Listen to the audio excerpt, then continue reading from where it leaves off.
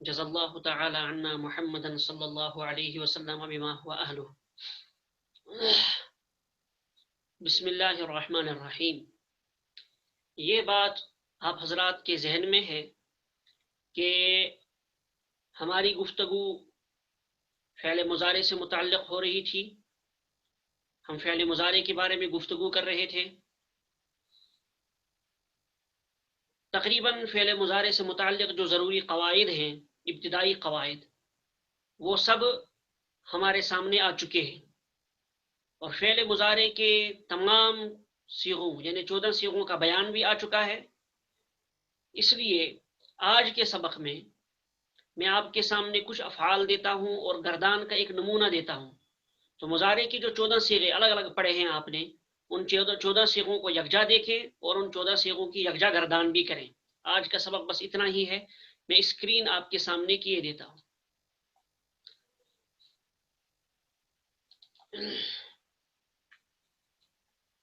دیکھیے میں آپ کو بتا چکا ہوں مضارع کے بھی 14 صیغے ہیں، 6 غائب کے، 6 حاضر کے اور 2 متکلم کے۔ غائب کے جو 6 ہیں ان میں سے 3 مذکر کے، 3 مؤنث کے۔ حاضر کے جو 6 صیغے ہیں ان میں 3 مذکر کے، 3 مؤنث کے۔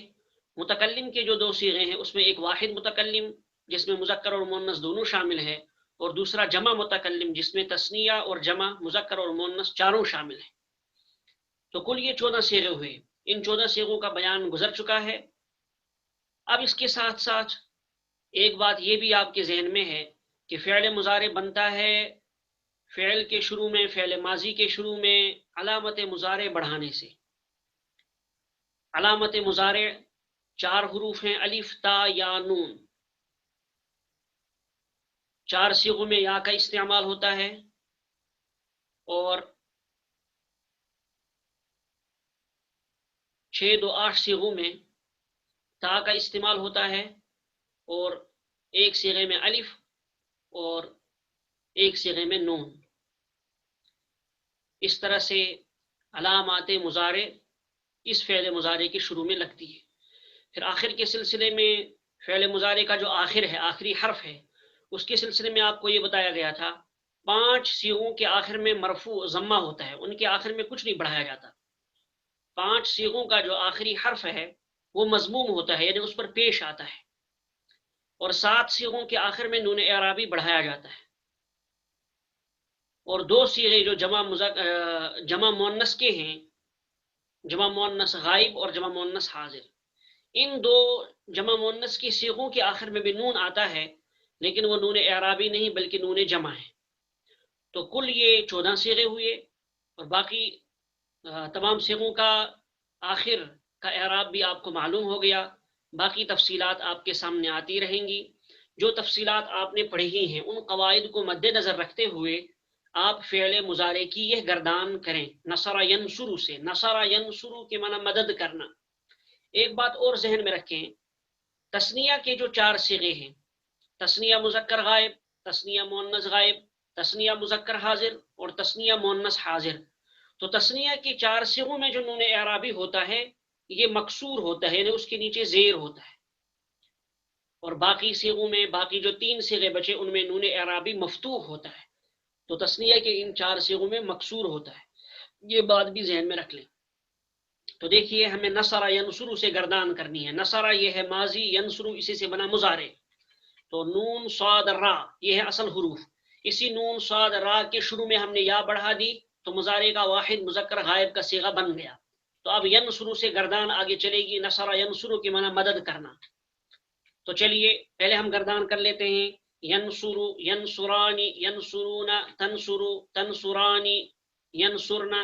یہاں پر غائب کے 6 صیغے مکمل ہو گئے، تنصر، تنصرانی، تنصرون، تنصرین، تنصرانی، تنصرنا۔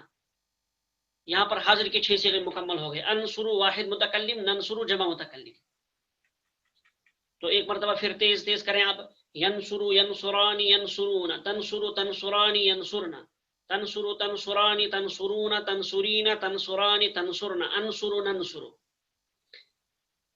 ترجمہ بھی ساتھ ساتھ دیکھتے چلیں. میں آپ کو بتا چکا ہوں کہ مضارع میں دونوں زمانے پائے جاتے ہیں، حال بھی اور مستقبل بھی، لہٰذا ترجمہ دونوں کا ساتھ ساتھ کیا جائے گا. ینصرو جس طرح سے حال کے لیے استعمال ہوگا اسی طرح سے یہ مستقبل کے لیے بھی استعمال ہوگا، لہٰذا ترجمے میں ہم دونوں کی رعایت رکھیں گے، دونوں زمانوں کی.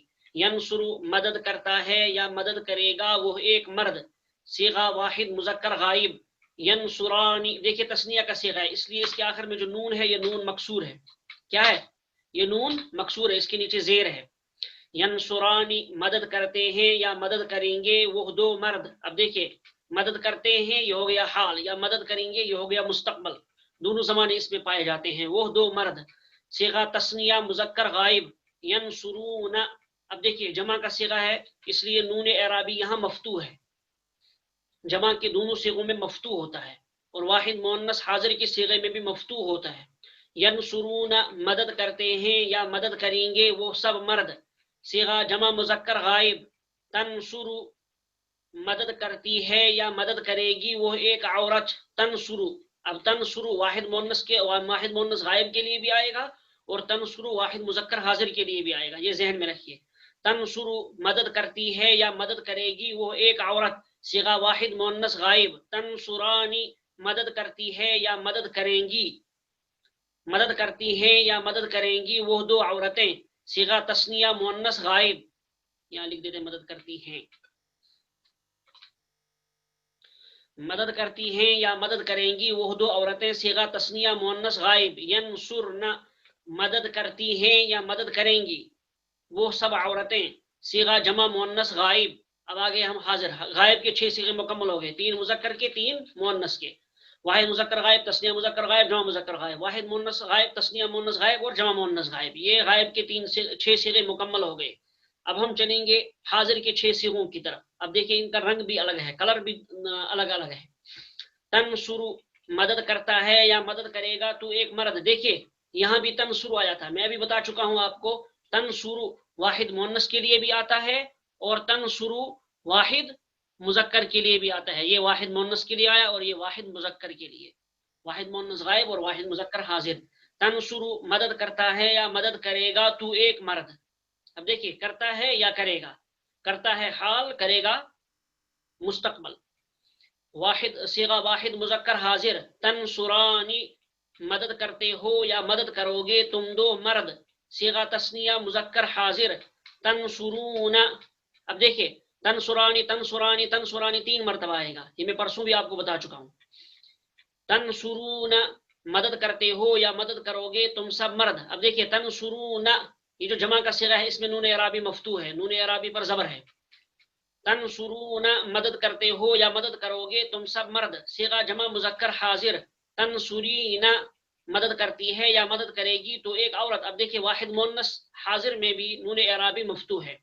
تنصرین مدد کرتی ہے یا مدد کرے گی تو ایک عورت، صیغہ واحد مؤنث حاضر. تنصرانی مدد کرتی ہو یا مدد کرو گی تم دو عورتیں. تنصرانی دیکھیے تنصرانی یہاں بھی تھا، تنصرانی یہاں بھی تھا. تثنیہ مؤنث غائب کے لیے بھی تنصرانی، تثنیہ مذکر حاضر کے لیے بھی تنصرانی اور تثنیہ مؤنث حاضر کے لیے بھی تنصرانی. تو ان تینوں میں صیغے یکساں ہوں گے، یہ تینوں صیغے ایک جیسے ہوں گے. تنصرانی مدد کرتی ہو یا مدد کرو گی تم دو عورتیں، صیغہ تثنیہ مؤنث حاضر.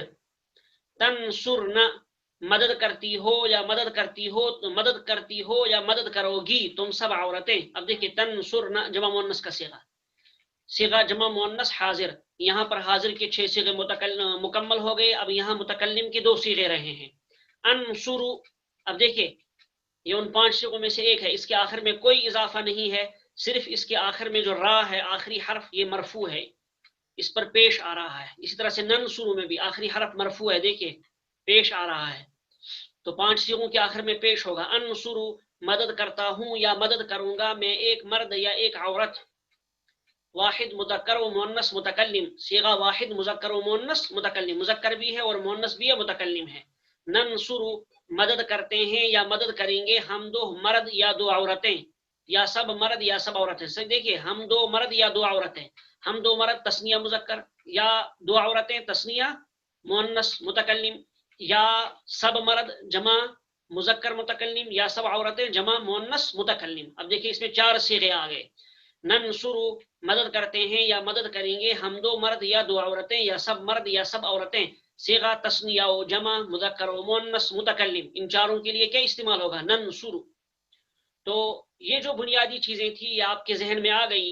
تو ان چیزوں کو مد نظر رکھتے ہوئے پھر نیچے کی گردانیں کرنی ہیں. گردانوں سے پہلے ایک فائدہ ہے. فائدہ تثنیہ کے چاروں صیغوں میں نون اعرابی مکسور ہوتا ہے، یعنی نون اعرابی پر زیر ہوتا ہے. میں ابھی آپ کو بتا چکا اور میں نے گردان میں آپ کو بتا دیا. اب مندرجہ ذیل افعال سے مذکورہ طریقے پر مضارع کی مکمل گردان کریں. اب مضارع کی گردان کرنی ہے آپ کو اور مکمل ترجمے کے ساتھ.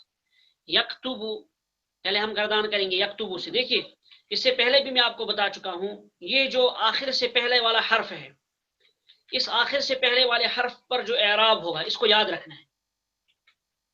تو پوری گردان میں یہی اعراب چلے گا. جیسے اوپر تھا نصر ینصر، آخر سے پہلے والا حرف کیا ہے؟ صاد. صاد پہ پیش ہے تو پوری گردان میں صاد پہ پیش ہی رہا. اسی طرح یہاں یکتبو تو آخر سے پہلے والے حرف پر کیا ہے؟ پیش، لہذا پوری گردان میں پیش ہی رہے گا. تو گردان کریں یکتبو یکتبانی یکتبونا تکتبو تکتبانی یکتبنا تکتبو تکتبانی تکتبونا تکتبینا تکتبانی تکتبنا اکتبو نکتبو. کتنا آسان ہے.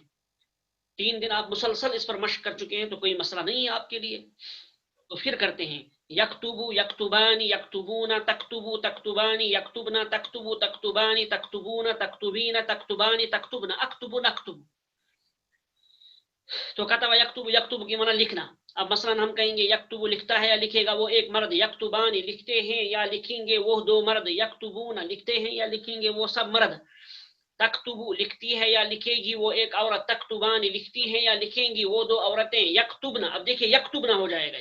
جمع مؤنث میں علامت کیا ہے؟ پہلے تا یا، اور جمع مؤنث غائب میں، جمع مؤنث حاضر میں تا. تو لہٰذا یکتبنا یکتبنا لکھتی ہیں یا لکھیں گی وہ سب عورتیں. تکتبو لکھتا ہے یا لکھے گا تو ایک مرد. تکتبانی لکھتے ہو یا لکھو گے تم 2 مرد. تکتبون لکھتے ہو یا لکھو گے تم سب مرد. تکتبین لکھتی ہے یا لکھے گی تو ایک عورت. تکتبانی لکھتی ہو یا لکھو گی تم 2 عورتیں. تکتبنا لکھتی ہو یا لکھو گی تم سب عورتیں. اکتبو لکھتا ہو یا لکھوں گا میں ایک مرد. نکتبو لکھتے ہیں یا لکھیں گے ہم 2 مرد یا 2 عورتیں یا سب مرد یا سب عورتیں. اب جلسہ یجلسو سے گردان کیجیے. یجلسو یجلسانی یجلسون تجلسو تجلسانی یجلسنا تجلسو تجلسانی تجلسون تجلسین تجلسانی تجلسنا اجلسو نجلسو. حاضر کے 6 صیغوں میں اور غائب کے 2 صیغوں میں شروع میں تا لگے گی. تو کل ہوئے یہ 8. ان 8 صیغوں کے شروع میں تا لگتی ہے. اور باقی جو غائب کے 4 صیغے ہیں، واحد مذکر غائب، تثنیہ مذکر غائب، جمع مذکر غائب اور جمع مؤنث غائب، ان 4 صیغوں میں شروع میں یا لگتی ہے اور 8 صیغوں میں شروع میں تا اور واحد متکلم میں الف، جمع متکلم میں نون. بس ان باتوں کو یاد رکھنا ہے اور اسی طریقے سے پوری گردان کرنی ہے. یجلسو یجلسان یجلسون تجلسو تجلسانی. تو اس کو زبان پر بٹھانے کی کوشش کرنی ہے تو انشاءاللہ معاملہ آسان ہو جائے گا. بس آج کا سبق اتنا ہے، آج اتنا ذہن میں رکھیں آپ. بس چلیے، السلام علیکم ورحمۃ اللہ وبرکاتہ.